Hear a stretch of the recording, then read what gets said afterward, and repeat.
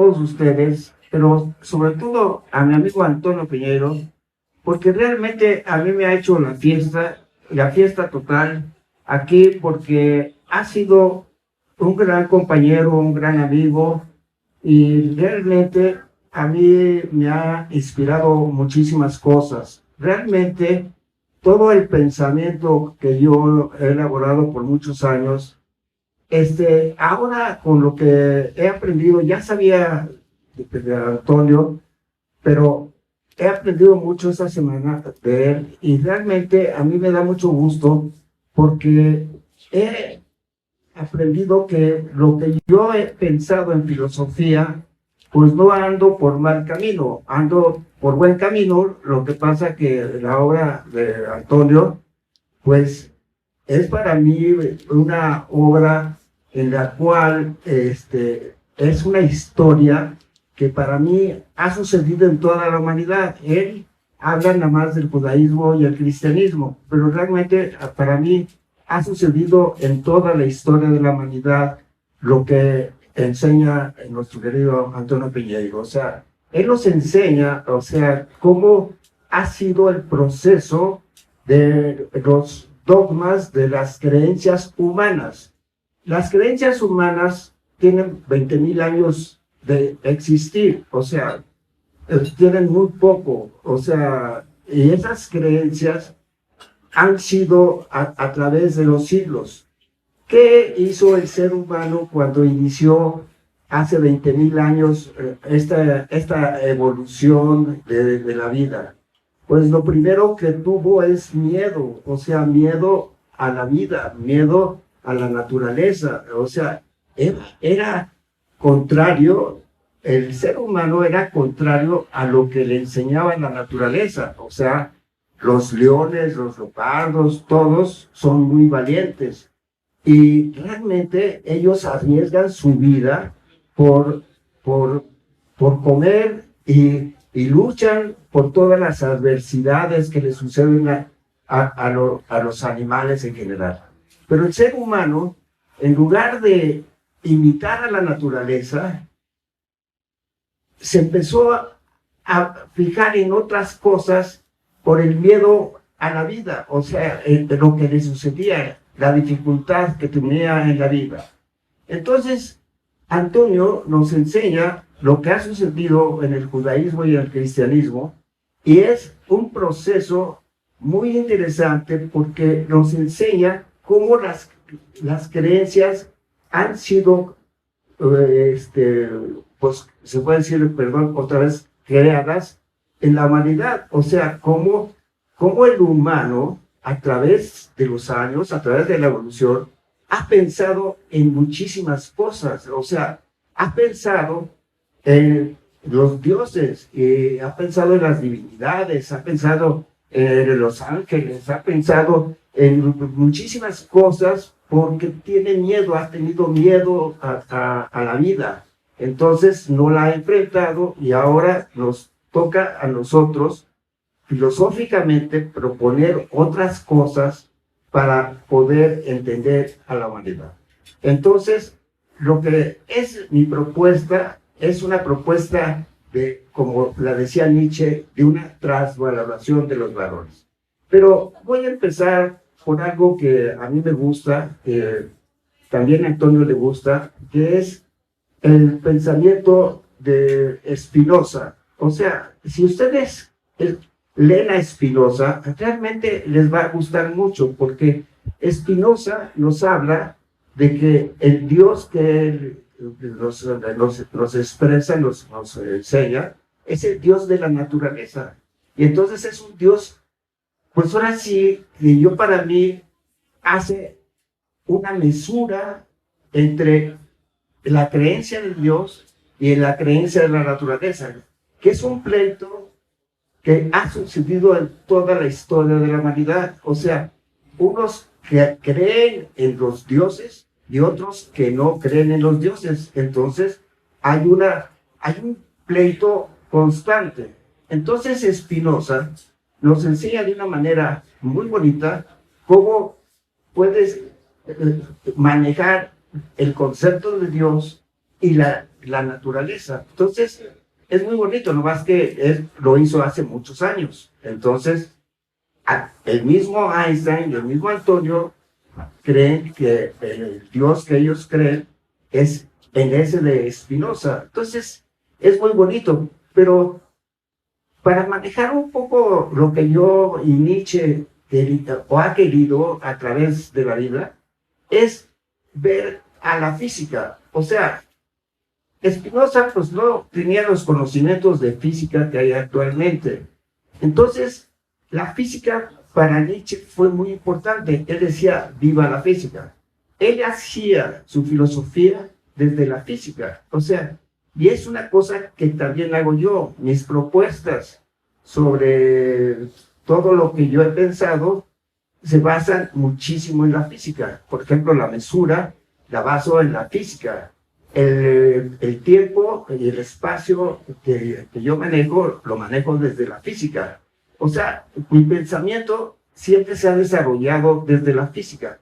Entonces, la física es algo que es muy importante conocer porque la física nos dice otra cosa y nos habla de otra manera de entender al universo. O sea, la física, por ejemplo, todo lo creado, todo lo que ha sido creado en la naturaleza, o sea, las galaxias, los planetas, la Tierra, la vida, el ser humano, el pensamiento, el lenguaje, todo lo que se ha creado a través de 13.800 millones de años, hemos visto que a través de ese tiempo tan largo, la naturaleza es inocente.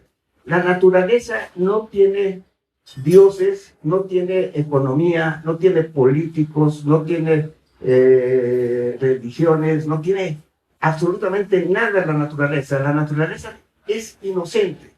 ¿Cuándo surgen las situaciones? Pues con la vida y con el ser humano. Como les digo, el ser humano apenas tiene 20.000 años realmente de existir como somos actualmente. Entonces, la naturaleza es inocente, o sea, no piensa en los dioses, pero los dioses han marcado la conducta humana de alguna u otra forma. O sea, estamos educados por medio de las religiones y tenemos mucho apego a las religiones. Me decía el otro día Antonio que hay todavía 2.000 millones de cristianos, ¿no? De católicos, de nomás católicos. Fíjate, o sea, es de cristianos, ¿verdad? Sí. Entonces, se ha pensado en todo eso. Pero ¿qué dice Nietzsche al respecto? O sea, Nietzsche dice, Dios ha muerto y nosotros lo hemos matado. Pero ¿por qué dice Nietzsche eso? Porque él estaba en contra de la metafísica que les cuento que ha sucedido en los 20.000 años. El pensamiento humano es el creador de todo lo que hemos visto a través de la historia.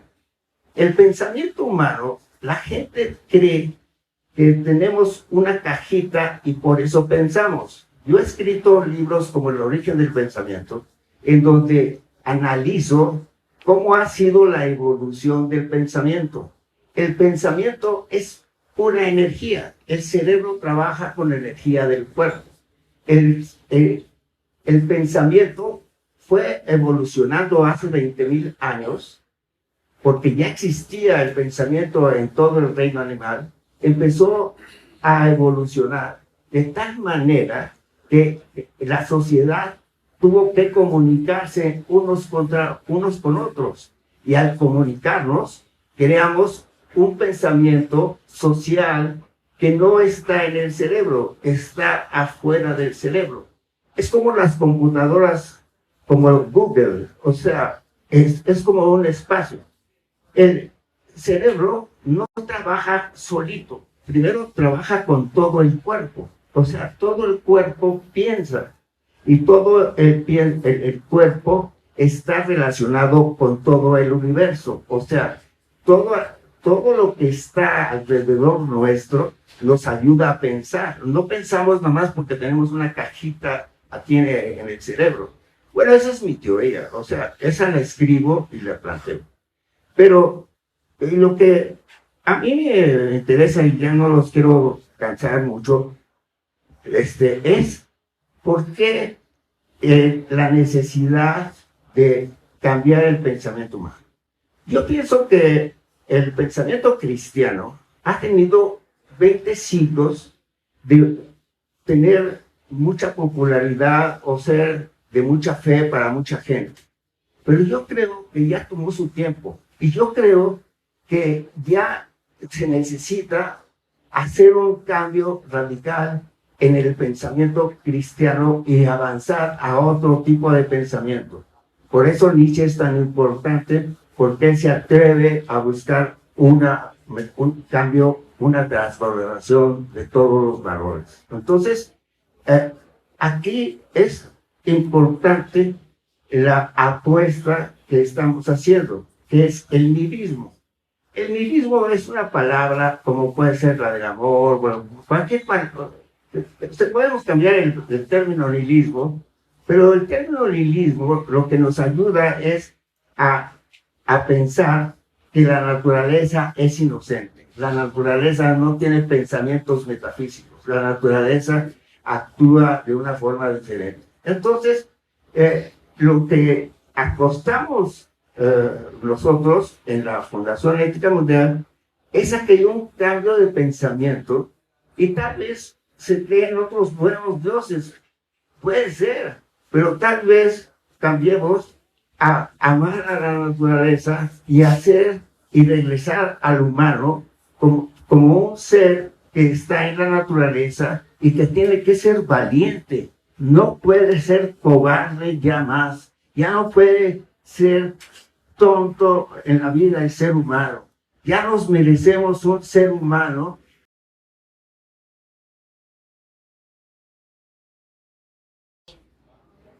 Queridas amigas, queridos amigos, lo primero que tengo que decir es la primera vez que mi mujer y yo venimos a México y ha sido un evento trascendental en nuestros últimos años de vida. De verdad, no conocíamos la calidez humana, la profundidad, la organización en concreto de Gerardo y todo su equipo. No teníamos ni idea y al llegar aquí nos hemos llevado una sorpresa mayúscula y muy positiva. ¿Por qué? Esa sorpresa era debida a nuestra ignorancia y sobre todo a un tipo como yo que está muy encerrado estudiando y en parte no vive en el mundo, sino prácticamente en la luna. Entonces, bueno, así que yo lo que quiero agradecer es vuestra presencia aquí y sobre todo a Gerardo, porque sin él nosotros no habríamos tenido, María Ángeles y yo, la oportunidad de tener este evento tan espectacular. Luego pensando, con las informaciones que me han dado, si existen por ahí en el mundo cafés filosóficos, ¿por qué no podemos tener un mensaje filosófico? Me parece perfecto. Es más, el café puede ser que nos ponga muy despierto, pero esta bebida de los dioses probablemente nos aguza la inteligencia si no la bebemos en demasía. Bueno, pues entonces, una vez que yo estoy aquí, yo me he preguntado qué hace un filólogo como yo, es decir, literalmente es el amante de las palabras, que hace una persona en el ámbito de un mundo donde lo que domina es, en el ámbito popular, pero técnico, lo que domina es la ciencia. Es decir, que hablar, usted que se dedica yo a la filología, pues a mucha gente le produce bastante. Entonces, yo quisiera explicar qué es la función nuestra. Pues el amante de la filología, en concreto, la mía, que es Grecia, Roma y el entorno, el Mediterráneo oriental, es la transmisión, y esto es importantísimo, la transmisión por medio de textos de toda la sabiduría de estos últimos 4.000 años, también porque podemos poner el Medio Oriente, que se ha ido transmitiendo en textos, ya sean muy portables, como el pergamino o el papiro, o en textos de piedra o cerámica. Pues bien, el filólogo tiene la tremenda tarea de transmitir esos textos de la cultura de la mejor manera posible a la mujer y al hombre del siglo XXI. Yo creo que es bastante, porque el filólogo es un puente de la historia. No se construye la historia antigua nada más que prácticamente con 3 fuentes. 3. Una, y principal, la arqueología. Lo que nos hablan las piedras, que bien entendidas, a veces tienen la última verdad. Segunda fuente es la numismática, es decir, las monedas, pero desgraciadamente la numismática es solo una fuente para la gente poderosa, para los reyes, templos, etc.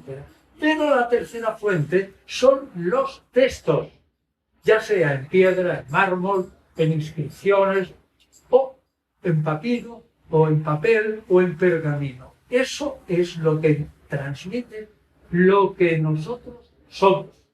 Ciertamente la historia es maestra de la vida, pero lo que nosotros somos es una tradición, y esto lo digo con orgullo, transmitido por los filólogos, porque la historia ahora de Grecia y Roma, por ejemplo, o del Mediterráneo oriental, o si quieren de Israel, que tanto ha influido, no sería posible si los filólogos no hubieran transmitido desde, en nuestro caso, desde antes de la época alejandrina, el siglo IV y V antes de Cristo, si no hubieran transmitido los textos.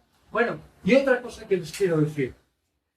De la literatura griega se ha perdido aproximadamente el 90% de lo que conocemos, por citas que son títulos en muchos casos. Y de la literatura latina se ha perdido el 95%.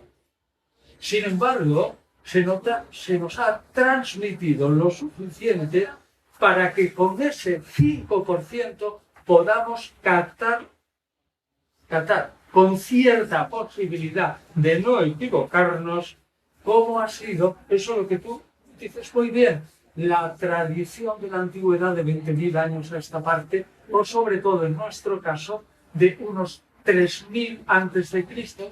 Tengan en cuenta que los que estudiamos el Mediterráneo oriental también estudiamos Sumeria, y Sumeria es del 3.000 antes de Cristo. Entonces, estamos transmitiéndole a ustedes aquello que les puede fundamentar la vida. Si un individuo no conoce absolutamente nada de la historia de México, nada, absolutamente, viene aquí, come, bebe, les mira a la cara, ¿qué puede decir esa persona que no sabe, aunque hubiera nacido en México y se hubiera criado, por ejemplo, en la selva, sin contacto con los demás? No podría estar con la sociedad actual. Y la sociedad actual necesita no solo de técnica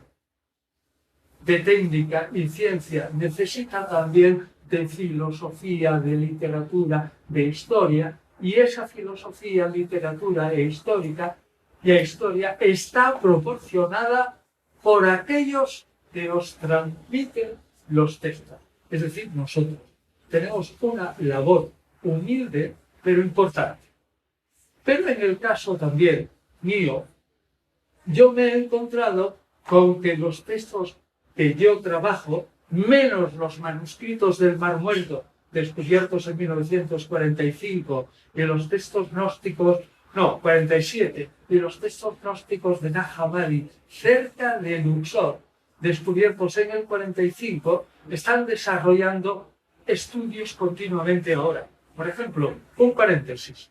Lo que están estudiando los manuscritos del Qumran, de los 800 manuscritos por filólogos, los historiadores que vienen después, hay 200 textos de la Biblia. ¿Saben lo que eso significa cuando dentro de 50 o 60 años se ponga dentro de los ordenadores toda la revolución que supone que en Qumran se han encontrado 200 manuscritos bíblicos? Eso es increíble, directamente, no a través de copias y copias y copias a partir del siglo II o III hasta hoy, sino directamente. Pues ¿saben lo que va a pasar? Que si Putin no nos tira un bombazo, si no nos cae un putinazo en la cabeza, los que nosotros somos cristianos, aunque seamos solo cristianos culturales, dentro de 50 o 60 años, no viviremos nosotros. Bueno, pienso, y hay gente que dirá, tendrán una Biblia bastante distinta, gracias a los documentos de Qumran, y gracias, entenderemos también el cristianismo de una manera distinta cuando hayamos terminado de estudiar los textos gnósticos. Así que yo le digo, tengo que agradecer muchísimo, muchísimo a Gerardo y a todo su equipo que me hayan dado la oportunidad de ofrecer aquí en México, ¿no?, esta tarea que en concreto, en mi parte, la filología sirve para estar de pie y con la frente bien alta delante de esos tremendos textos que nos ha legado el judaísmo y el Mediterráneo oriental, que es toda la cultura judía y toda la cultura cristiana antigua. Y verla de frente y decir, nuestra única misión es estudiar, y estudiar, y estudiar. Y primero comprender. Y después de comprender, ya viene también otra labor, que es lo que hacemos, manifestar esa comprensión y entregársela a ustedes. Bueno, pues yo estoy aquí, estoy encantado, mi mujer está encantada, y he querido en este momento solo pues explicar cómo en un mezcal filosófico interviene también un filólogo. ¿Y por qué? Porque los filósofos no filosofarían sin nosotros. O sea,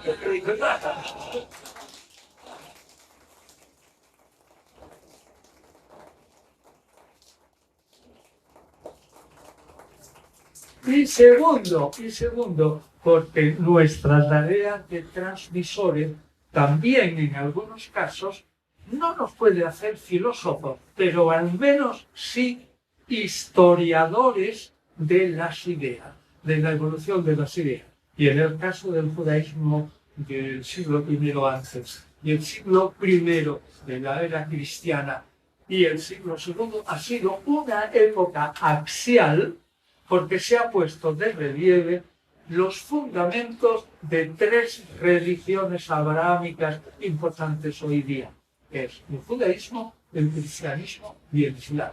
Bueno, pues entonces, ¿qué hago yo? Poner una piedrecita pequeña en un monumento glorioso. Y el monumento glorioso es tan fantástico que uno se siente a gusto de decir, he puesto una piedrecita, he puesto un ladrillo y he construido un edificio. Y segundo, en el caso de la literatura española, los 3 o 4 grupos que yo he formado han proporcionado a las bibliotecas una serie de obras judías y gnósticas para poder trabajar que no estaban en absoluto editadas en castellano. O las primeras novelas cristianas, que por cierto, aquí hay muchas mujeres, es posible que las primeras novelas cristianas fueran escritas o redactadas parcialmente por mujeres. Y por la importancia que tienen las mujeres en esas novelas. Bueno, total, en una palabra, de aquí yo me siento muy a gusto, que les he transmitido de la tarea que yo he intentado presentar aquí. Es como el pobre filólogo aporta todo lo que puede para que ustedes entiendan y sepan de dónde viene, quiénes son y quizás a dónde puedan. Nada, muchas gracias.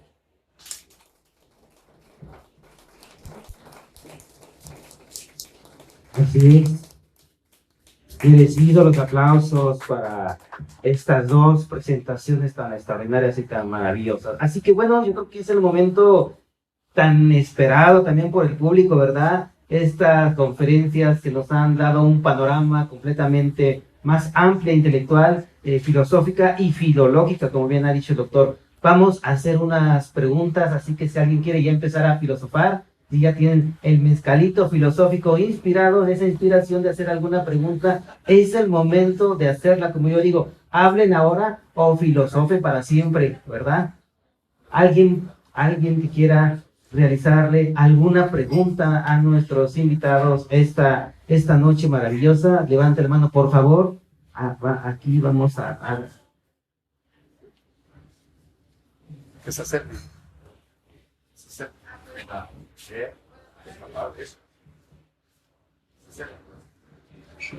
Pues muchísimas gracias a ambos, ha sido muy enriquecedor. Quisiera preguntar, hizo usted un comentario sobre la importancia de la axialidad, la axialidad, y me gustaría un poco que nos compartieran cuál es su opinión sobre la importancia de estudiar cristianismo en este momento. Es algo que sabemos que académicamente ha sido desvalorizado, está un poco rezagado, y me gustaría saber cuál es su opinión respecto a eso, cuál es la importancia de regresar a estos textos, cuál es la importancia de estudiar esto, y bueno, pues eso, muchísimas gracias. Bueno, yo digo que el cristianismo lo sigue mucha gente porque hay muchísima gente de fe. Lo que pasa es que no conocen realmente lo que ha sucedido con el cristianismo. Que eso es lo que Antonio nos platica en todos sus libros y en sus conferencias. ¿Qué ha sucedido con él? Para mí, el problema real del cristianismo no es la fe que tenga la gente, porque la gente tiene esa idea de que Dios lo ayuda, entonces vive con la fe y que los problemas se resuelven con la fe. Pero para mí, como en filosofía, yo veo que el cristianismo, el problema, hay que verlo desde otro ángulo. Un ángulo que le gusta mucho a Ferrer, que es el del poder. O sea, realmente para mí, o sea, la historia del cristianismo, desde el año 315 del Concilio de Nicea, el cristianismo se alía al poder y entonces se vuelve un cristianismo de poder, o sea, en donde está el dinero, en donde está lo mejor del mundo. Entonces se apartan muy fácil del problema, dicen lo que es del César y lo que es de Dios. Entonces ahí ya el cristianismo se dedica nada más a rezar, a desear buenos propósitos. Yo creo que, por ejemplo, el Papa siempre está diciendo que está rezando por nosotros, bueno, por los que crean y creen eso, pues está bien, pues, yo no los voy a cambiar. Pero yo creo que el trabajo del cristianismo y del catolicismo es muy pequeño, o sea, realmente podrían, si tienen la fuerza de Dios, hacer muchísimo más por la humanidad. O sea, yo creo que los 20,000 años, los 20 siglos que han pasado, han sido el problema más importante para los seres humanos, porque es la época más oscura de los seres humanos, en donde hemos creído en lo que es la moral que critica Nietzsche. O sea, yo siento que el cristianismo podía dar más, o sea, que no podía quedarse así como está, en donde vemos al Papa nada más rezando, hablando de problemas que él no resuelve ninguno. Él opina de los problemas, pero no resuelve absolutamente ninguno. O sea, yo creo que el cristianismo debe hacer algo por los creyentes, algo real, algo que valga la pena para el ser humano. Bueno, ese es mi punto de vista filosófico, pero pues cada quien tiene el deseo de creer o no creer y eso es libre para cada quien. Yo creo que la pregunta que has formulado es muy importante. Y yo te voy a responder, y respondo a todos, a la pregunta ¿por qué estudiamos el cristianismo hoy? Y la respuesta directa es porque todos, seamos o no seamos creyentes, repito, todos somos cristianos culturales. Por lo tanto, al estudiar el cristianismo, estamos estudiando la base de nuestra cultura.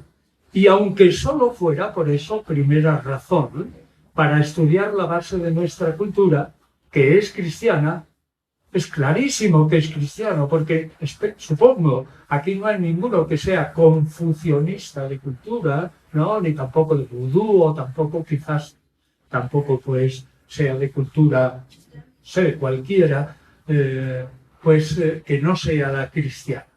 Así que queda claro, la historia es maestra de la vida y estudiar los fundamentos de nuestra cultura es importantísimo.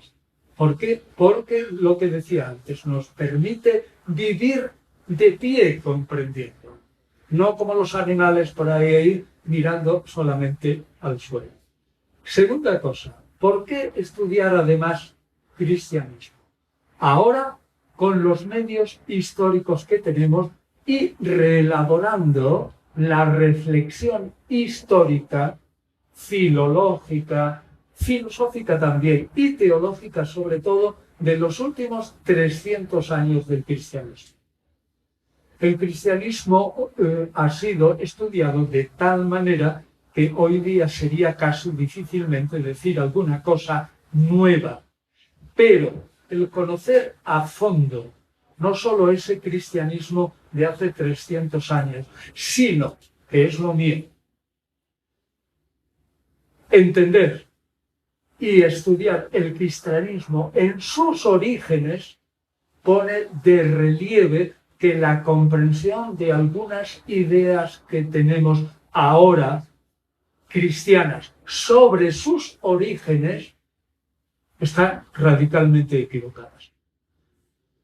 Podemos estudiar el cristianismo y poner el fundamento para una historia del pensamiento teológico que sea más de acuerdo con la realidad.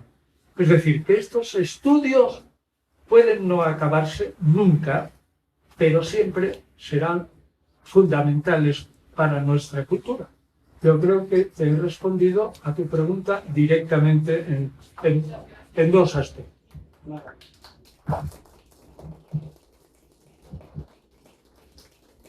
Muy bien. ¿Alguien más aprovechen que tienen a dos interesados? Allá atrás, por favor, vamos a cederle la palabra para que acérquese un poquito para que puedan escuchar en el micrófono las personas que están hasta la orilla, si puedan oírla. ¿Se escucha hasta atrás? Sí. Yo pienso que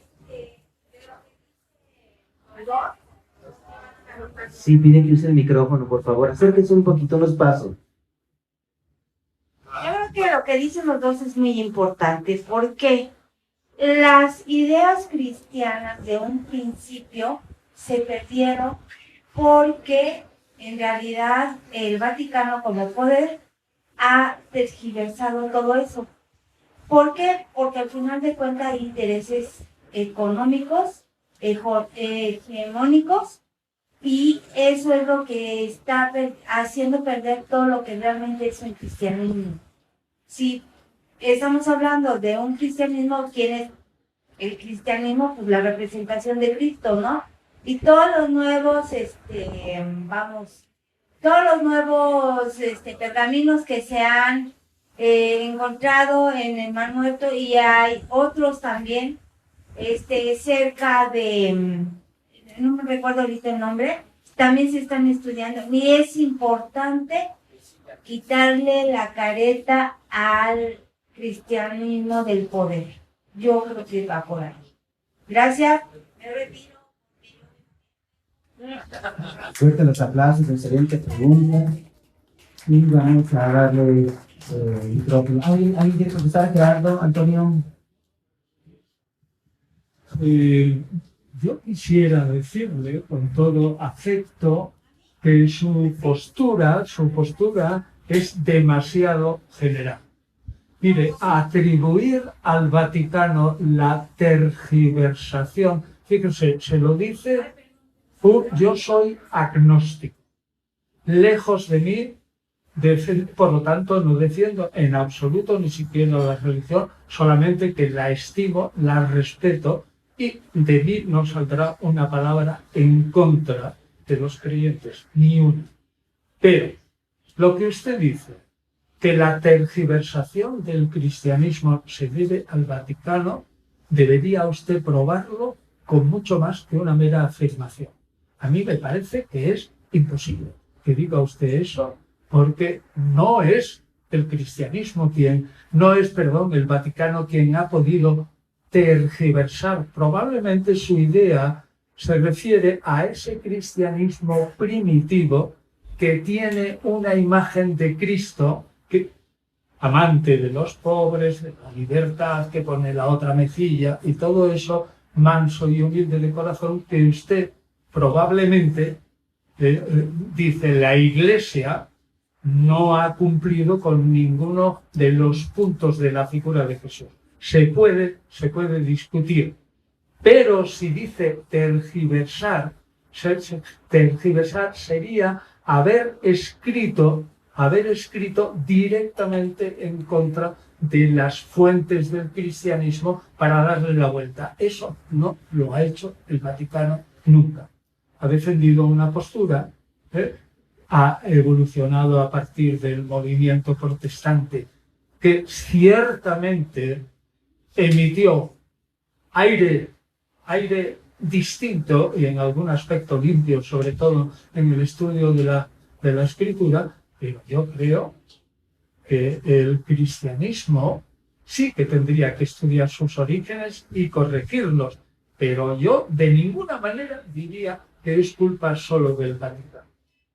Pues igual, pero es cuestión de un tema bien particular y de muchas horas. Gracias.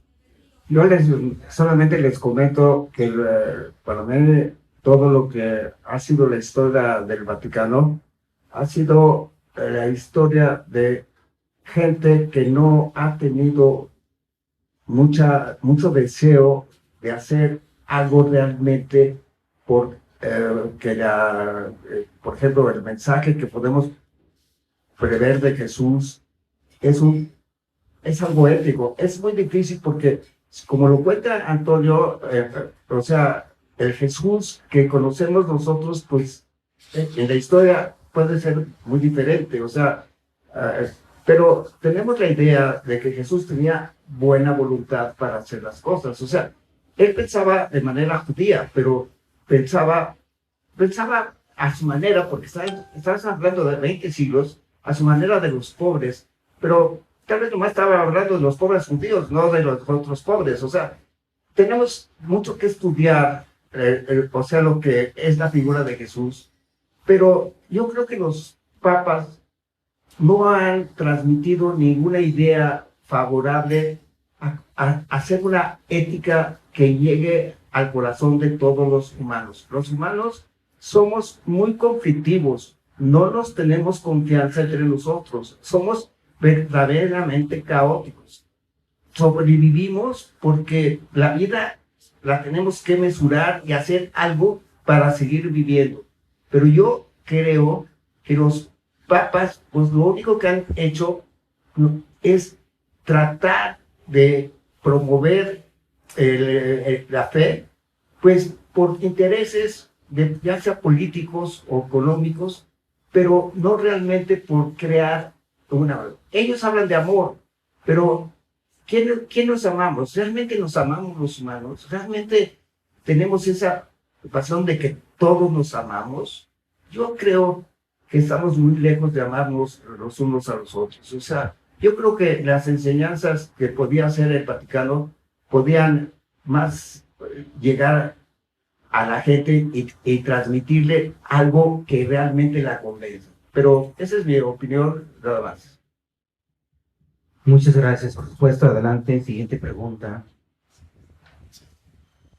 Pedro Tello, transmitiendo para Radio Sofando. El pensamiento religioso ha variado. De hecho, los evangelios pues se redactaron mucho tiempo después de la muerte de Cristo. Obviamente había una dosis de opinión, una dosis de un relato que cada quien describe de una manera. Y eso es inevitable, es la parte subjetiva, ¿no? Pero la Biblia, si hacemos un poco de historia, ha variado. Lo que es el Concilio de Trento cambió, sacó ciertos textos. Ahora con estos evangelios que algunos llaman apócrifos, los evangelios del Mar Muerto, llegan otras ideas, ¿no? Al final de cuentas, yo creo que el pensamiento filosófico puede ser complementario al pensamiento religioso y político. Lo que muchas veces nos quedamos es con la parte política, ¿no? De todo este asunto, la parte de cómo los papas coronaban a los reyes, cómo existía toda una tradición de reyes que decían ser hijos de Jesucristo, ¿no? Aunque esto no estaba muy aceptado por la iglesia en su momento, pero yo creo que me quedé pensando en la intervención de hace rato, se piensa a veces en tergiversación. Yo creería que más bien es un tema de profundización y de comprensión, ¿no? Porque incluso hasta los mismos exégetas han hablado algunos que para lo que ellos representaba el cristianismo primitivo es la idea de paraíso, ¿no? Para una gente que vive en el desierto, el paraíso era un lugar lleno de vegetación, con agua, quizá algo muy distinto a lo que podemos pensar ahora, ¿no? Entonces creo que esta idea de profundizar, los exégetas, los que profundizan en la raíz del pensamiento, es lo que debe enriquecer, porque en un momento dado no debemos de olvidar que estamos hablando con autores de hace 2000 años, ¿no? Que veían el mundo no hace 2000 años, y el mundo moderno no es para nada como el de hace 2000 años. Entonces, quererles exigir que nos digan algo de lo que sucede actualmente, pues creo que se sale un poco de parámetro, pero yo creo que en ese sentido la filosofía, la filología, la historia, aportan a lo que siga siendo vigente, pues es vigente, ¿no? Pero lo que ya está, lo que fue determinado por la historia, pues eso hay que dejarlo un poco ir, ¿no? Yo creo que en la medida que entendamos eso, no habría mucha contradicción entre la gente que es crítica con la iglesia y la gente que apoya quizá un pensamiento, pues no digamos religioso, sino una ética, por ejemplo, cristiana, una ética católica, que además el pensamiento escolástico se nutrió con agustinianos, como San Agustín, que eran platónicos, no platónicos, y como el caso de Santo Tomás, que era aristotélico. Entonces son corrientes distintas que al final de cuentas fueron generando un pensamiento distinto, complementario, que pues a veces se nos olvida, ¿no? Toda esa parte de la historia que, digo, en su época de la Edad Media, fue, si no lo pensamos en términos del pensamiento escolástico religioso, no tendríamos que estudiar, ¿no? Entonces, habiendo dicho todo eso, yo creo que la pregunta concreta para ustedes dos es, ¿cómo ven esta evolución del pensamiento? Primero, en términos filológicos y de contenido, y en términos éticos, ¿no? O sea, quizá un poco la ética del cristianismo primitivo pueda ser aplicable hoy en día en algunas partes, o no. No está obligada a ser vigente, ¿no? Por favor, gracias. Mira, yo creo que ahorita estuviste preguntando cosas muy directas para Antonio. Lo que pienso es que la historia del cristianismo, o sea, del judaísmo, ha sido un proceso muy largo en donde pues suceden muchas circunstancias. O sea, no podemos decir que por alguna razón existió el cielo, por ejemplo, o existió el diablo. O sea, ha sido una evolución. O sea, el pensamiento cristiano no se hizo en un día. O sea, se ha hecho en 20 siglos. O sea, entonces, eso es lo que nos cuenta Antonio. O sea, esa historia del cristianismo. Entonces yo creo que hay que valorar muchísimo la historia, pero esa historia es muy compleja, ¿no? No podemos decir así tajantemente por qué sucedieron las cosas. O sea, es un proceso de evolución humana en la cual hay las creencias y las creencias se van formando poco a poco. O sea, yo creo que todo lo que pensó el cristianismo ha sido una evolución. O sea, no es algo que se haya dicho como Nietzsche, el nihilismo, o sea, la muerte de Dios. O sea, no es así tajante. Yo creo que es una increíble historia que es la que nos cuenta Antonio, ¿no? Gerardo, muy de acuerdo contigo. Y yo creo que eso es la respuesta a tu pregunta. El cristianismo, como cualquier religión, es casi como un animal vivo que tiene lo mismo que los imperios, ¿no? Decía el historiador Arnold Toynbee que los imperios son como animales vivos que nacen, crecen, se desarrollan plenamente y luego mueren. Bueno, el cristianismo es un movimiento cultural, y tú lo has dicho muy bien, no se hace en un día. Piensen solo que para llegar a formular cuál es la verdadera naturaleza de Jesús como hombre y como Dios dentro de un sistema cristiano, el cristianismo, si pensamos que Jesús murió en el año 30, en abril del año 30, eso se formula, como tú dijiste, por primera vez y de una manera incompleta en el Concilio de Nicea en el 325 y de una manera completa en el Concilio de Calcedonia en el 451. Quiere decir que la Iglesia ha tardado casi 5 siglos en determinar de una manera estricta y clara, con la lógica de la filosofía griega y el vocabulario de la filosofía griega, es cierto, no con el vocabulario judío, cómo es Dios, cómo es la esencia de la Trinidad, cuál es la personalidad de Jesucristo, verdaderas sus naturalezas, etc. Pues bien, eso pasa continuamente. Yo les puedo decir también que el cristianismo de ustedes no tiene que ver en muchas cosas, casi nada, y hablo de las personas mayores, no tiene que ver en algunos aspectos socioculturales, muy poco que ver con lo que pensaban sus abuelas.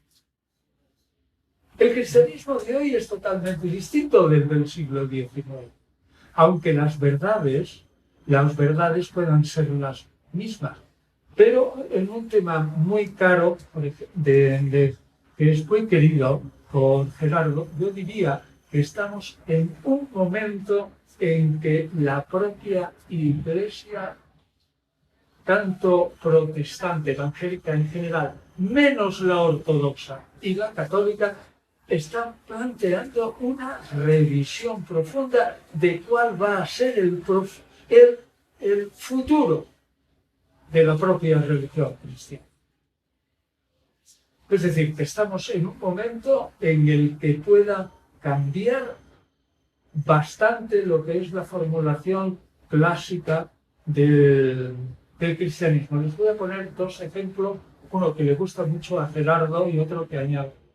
A Gerardo le gusta mucho la idea de cómo ahora, incluso en la Iglesia Católica, que es la fiel defensora de los dogmas, está interpretando ahora los dogmas de una manera simbólica, o las creencias más fundamentales, ahora les pondré un ejemplo, de una manera simbólica para que pueda adaptarse a la mentalidad del siglo XXI. Esa es la teología actual, aunque no sea admitida de modo totalmente seguro por los estamentos eclesiásticos superiores que controlan la teología. Bueno, pues eso es una cosa que está cambiando ahora. ¿Sabe lo que significa que le diga a la gente creyente mayor que la historia de los Reyes Magos y de la infancia de Jesús hay que entenderlo como una parábola simbólica? Pues les aseguro que, aunque no lo crean, en una editorial súper católica de España, que es la editorial Verbo Divino, se ha escrito un libro que se llama La Primera Navidad, en el que se interpreta toda esa historia que la gente mayor cree al pie de la letra, como la matanza de los inocentes, los Reyes Magos y tal, como una pura parábola simbólica. Les diría que estamos, esto es lo que me encargó hablar Gerardo en algún momento, estamos en un momento en que la concepción del cristianismo puede modificarse radicalmente, porque, como ya dijeron los protestantes del siglo XIX y XX, el cristianismo está mitologizado y el Nuevo Testamento contiene muchos mitos. Y la gente del siglo XXI, sobre todo los jóvenes, son incapaces, y lo entiendo muy bien, de tragar esos mitos. Todo eso va a cambiar profundamente en el siglo XXI. Y una apostilla. Se ha hablado mucho del Papa Francisco, y muy bien, en el aspecto social, ayuda de los pobres, lucha contra la guerra, emigrantes, inmigrantes, todo eso. Muy bien. Pero el Papa Francisco no hincó su diente en un tema tan básico y elemental como es el papel de la mujer en la Iglesia. Eso está sin tocar. Tampoco el Papa Francisco ha hecho escritos que sean especialmente relevantes desde el punto de vista teológico. Son más bien sociológicos y culturales, benéficos. Bueno, ninguna palabra. Puedo decirles, por medio del estudio de la posible evolución del cristianismo, que estamos ante un momento en el que, quiéranlo o no los papas, los teólogos están empezando a cambiar fundamentalmente la idea del cristianismo. Creo que es un momento muy interesante el que vivimos. Ahora, lo que ocurre es que hay tanta información, estamos tan saturados con las redes sociales y tal, que no nos da tiempo a preocuparnos muchas veces de cosas que son básicas en nuestra cultura. Te repito, pensar sobre el cristianismo, la historia del cristianismo es la historia de Europa. Es que es increíble. Entonces, ¿qué vamos a hacer? No tenemos ya tiempo. Tenemos muchas cosas entre manos, ¿no? Pero creo que debe de ser esto una llamada para decirles esas dos cosas. Primero, la Iglesia cambia profundamente y tenemos que dar más tiempo a nuestra formación cultural y menos a todo lo pasajero. En fin, me parece a mí. Muchas gracias. Bueno, podríamos pasar aquí toda la noche filosofando y filologando, si lo ves que lo he pronunciado bien, pero ya el tiempo, por supuesto, está, ya estamos terminando el tiempo. Vamos a concluir con una última pregunta ahí con la joven, y con ella estaremos ya cerrando este primer mezcal histórico filosófico, porque digo, podríamos pasar aquí toda la noche deleitándonos con la intervención de nuestros invitados. Adelante, tu nombre es y la pregunta. Bueno, buenas noches a todos. Mi nombre es Yasmín Jiménez. Muchas gracias, maestros, por este espacio. Bueno, lo mío no sé si es pregunta o comentario, pero bueno, lo voy a expresar.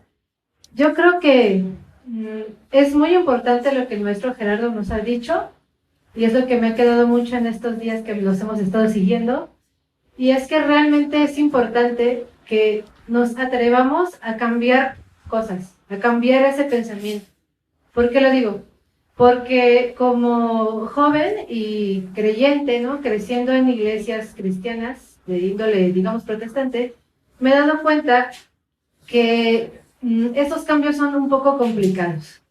Sin embargo, bueno, y creo que ahora me viene al pensamiento un pasaje del profeta Oseas que dice, pues mi pueblo pereció por falta de conocimiento. Así lo dice, mi pueblo pereció por falta de conocimiento. Y creo que justamente, por lo menos yo, hablando dentro del ambiente, digamos, de las iglesias y todo esto, es importante que, bueno, todos, tanto creyentes como no creyentes, cambiemos ese pensamiento de, ay, no, de no ser profundos, pues, y que podamos profundizar y cambiar ese pensamiento, porque me he encontrado, por ejemplo, con algunas denominaciones, prefiero no decir cuál, pero que dicen que su denominación nació en Jerusalén, por ejemplo, ¿no? Y entonces cuando uno va a la historia y descubrimos que no puede ser posible, que es insostenible decir mi denominación nació en Jerusalén, entonces chocan. Y cuando uno lo expresa ante las autoridades, es como, no, hereje, ¿no? Por ejemplo, estoy exagerando. Sin embargo, yo creo que es muy importante hacer ese cambio y ser valientes para aceptar las realidades científicas, históricas, y eso no tiene por qué romper la fe. Al contrario, de nuevo, mi pueblo pereció por falta de conocimiento. Justamente creo que los jóvenes, e invito a los jóvenes y todos, creyentes y no creyentes, a ser más profundos. En este caso, en cuanto a las tradiciones bíblicas, de verdad invito al no creyente a acercarse al texto bíblico, a abrir la Biblia por sí misma, por la Biblia, a conocerla, fuera de dogmas, ¿no? Porque de pronto nos encontramos con las ciencias bíblicas y nos rompen muchos dogmas. Y también a los creyentes, pues que seamos valientes de aceptar verdades históricas, científicas, y vamos para adelante, porque mientras más conocemos, más fascinante es conocer el texto bíblico. A mi corta vida he podido observar que el hecho de acercarse al texto bíblico abre un mundo de posibilidades inmenso, y yo para poder entender la Biblia tengo que aprender hebreo, arameo, griego, filosofía, porque si no entonces no entiendo los pleitos de los padres de la iglesia con la Trinidad y todo eso.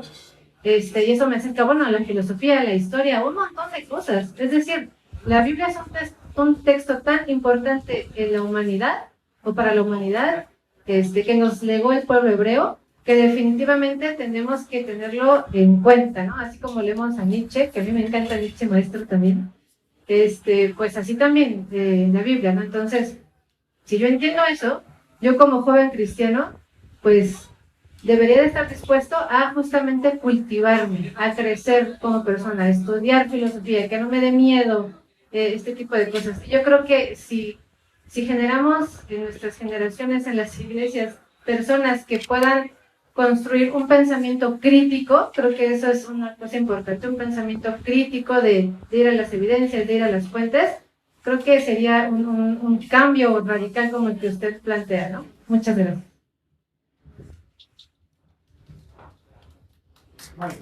Gracias, amiga.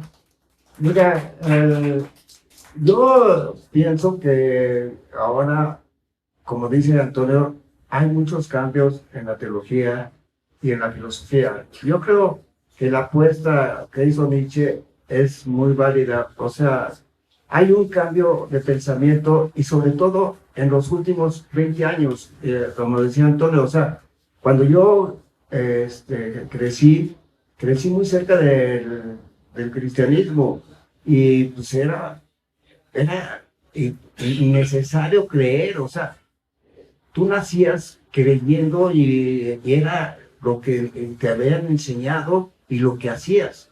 Yo realmente era muy creyente y me gustaba mucho la figura de Jesús, y entonces una vez aposté porque yo había ganado mucho dinero y entonces quería hacer algo por la humanidad. Entonces hice una fundación para sacar presos pobres de las cárceles.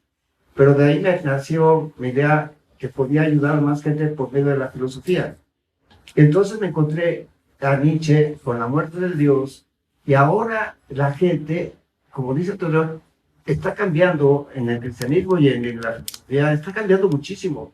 Ya las iglesias están vacías, o sea, ya no encuentras, o sea, hay cantidad de iglesias cerradas, ya no se construyen nuevas iglesias, o sea, ya hay un cambio de pensamiento. Ahora, lo que también te dicen uno, y lo digo yo, por ejemplo, yo tengo una hermana que todo el día está dándole gracias a Dios, todo el día, o sea, le da gracias a Dios por cualquier movimiento que tiene. Entonces, pues esa idea de ella es, no está pensando ni en el cristianismo, nada, está pensando en un Dios de ella, un Dios hecho a la medida. Y eso es lo que está sucediendo con la gente. Ya está muy enojada con lo que pasa en la iglesia. Entonces ahora dice, yo tengo mi Dios particular. Y entonces eso es lo que está sucediendo, teniendo cada quien a una especie de Dios. Yo creo que también es peligroso en el sentido de que te vuelves demasiado egoísta, o sea, demasiado tú en tu vida privada. Pero creo que la sociedad se debe de dar cuenta que se está transformando. Y entonces ya existen pensamientos que son muy fuertes como el nihilismo, que ayudan a buscar una transformación en el respeto. Y creo que mucho lo inició Nietzsche. ¿Okay? Gracias. Yo quiero responderte directamente a tu alegato en pro y defensa, en pro de la lectura de la Biblia. Y primero te digo, me ha parecido estupendo, me ha agradado mucho que digas que la Biblia no se puede entender sin más, sin un montón de ciencias auxiliares, y que por lo tanto hay que estudiar mucho para entenderla. Ahora bien, el problema de la Biblia es el mundo en el que se ha escrito. La cosmovisión, es decir, la visión del mundo, determina qué concepción tenemos de Dios. Repito, tal como entendamos el mundo, el universo, desde un punto de vista científico, de una manera colateral, entenderemos o se formará en general, en el ambiente general, una figura de Dios. Pues bien, si tú no estudias la Biblia en sí misma, me da la impresión que llegarás a tener una imagen de Dios, en principio, contradictoria. Segundo, apegada a una cosmovisión que ya, contradictoria. Te puedo poner un caso, ya lo diré. Por ejemplo, ¿cómo un Dios predicado en la Biblia como universal, creador de todos los humanos son iguales, un Dios absolutamente de todos? ¿Cómo es posible que ese Dios pueda tener un pueblo elegido? Y lo que se dice en la Biblia en pro del pueblo elegido y en contra de los enemigos del pueblo elegido, que son hijos de Dios, es absolutamente insostenible desde un punto de vista científico. Yo te digo sinceramente que alabo, repito, tu interés por la Biblia y porque es nuestra cultura, y tu interés por los medios modernos de trabajo. Pero puedo afirmar que aquel que estudie profundamente la Biblia pierde la fe. Sin más, no aumenta la fe. El que estudie profundamente la Biblia con todas sus consecuencias acaba perdiendo la fe. Esa es mi opinión, y yo estudio la Biblia profundamente, ¿no? Con todos los elementos que tú dices. No encuentro realmente a ningún científico que sea del ámbito de la historia y de la filosofía profunda, científicos de altura y tal, que puedan decir claramente que el estudio de la Biblia, a pesar de sus dificultades intrínsecas, le llevan a creer más. Pero bueno, con todo el respeto, eso no lo entiendo. O sea, te alabo y pienso, te alabo por tu ánimo, pero pienso que deberías quizás un poquito más en el fondo y ver si la imagen de Dios en concreto y todas sus consecuencias, que es lo básico, el Dios de la Biblia puede valer para el mundo de hoy. Mi idea personal es que no vale. Es decir, que hay que idear otra idea, otra noción de Dios. Bueno, entonces, enhorabuena por tu interés y nada más.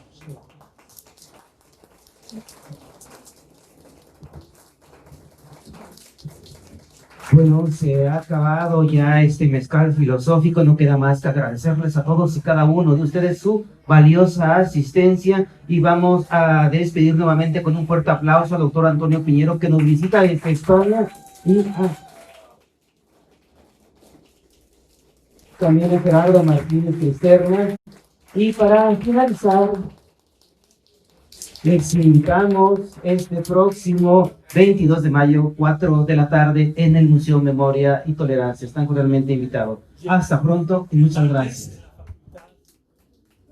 Muchas gracias. Y en Ciencias Políticas, el martes, ¿a qué horas? A las 11 en la Facultad de Ciencias Políticas y Sociales de la UNAM, 11 de la mañana.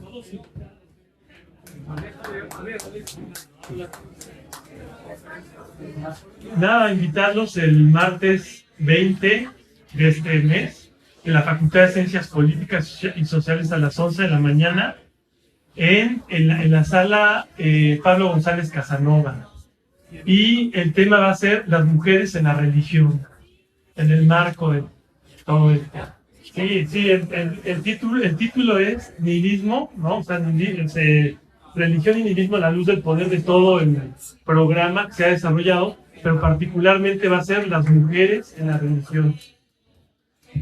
También les invitamos, está la editorial Colofón aquí a un costado vendiendo los libros del autor, así que pueden pasar a revisarlos y no se retiren, va a haber un refrigerio, se les va a invitar a comer, así que no se retiren todavía. Vamos a convivir, vamos a tener una cena y vamos a seguir, por supuesto, brindando con este mezcal filosófico, con el vinito, cortesía Casa Murciélago de Vladimir Díaz Quiñones, es cortesía de la casa. Así que sigan filosofando, sigan disfrutando.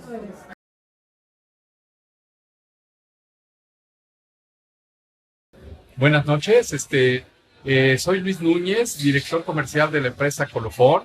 Le estamos agradeciendo e invitando para que lean libros. No estamos en un evento del autor Piñero, en el cual tenemos libros muy importantes de grandes editoriales. Les invitamos a que participen con nosotros en sus lecturas y que nos acompañen en todos los eventos. Estos libros se pueden encontrar en librerías Gandhi, en librerías El Sótano, en Fondo de Cultura Económica, librerías El Péndulo y en librerías del interior de la República. Gracias por sus atenciones. O en línea a través de la página de Colofón. Pueden ingresar y adquirir estos materiales también. Muchas gracias.